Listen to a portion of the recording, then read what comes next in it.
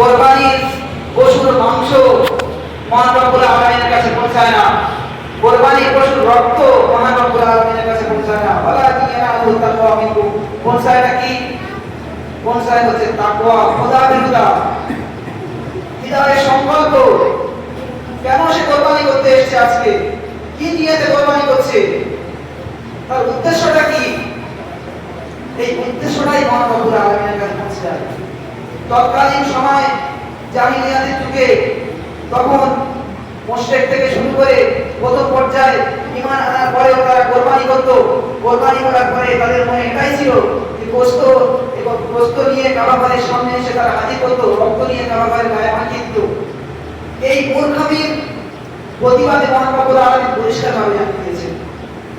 আর আজকে সেই মূর্খামিটা আজকে আমাদের হৃদয়ের মধ্যে ঢুকে গিয়েছে। আমরা সমস্ত রকমের যেগুলো নিষেধ কাজ সেগুলোর মধ্যে ঢুকে থাকি, যেগুলো ফরজ আদেশ কাজ সেগুলো থেকে অনেক দূরে থাকি, অনেক পালন করি না।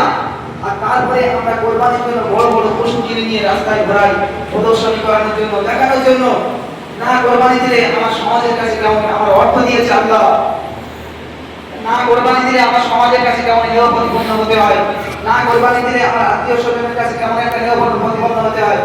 এই উদ্দেশ্য নিয়ে বড় বড় পশু নিয়ে আমরা কোরবানি করতে যাচ্ছি। এই কোরবানি কোনো কাজে আসবে না।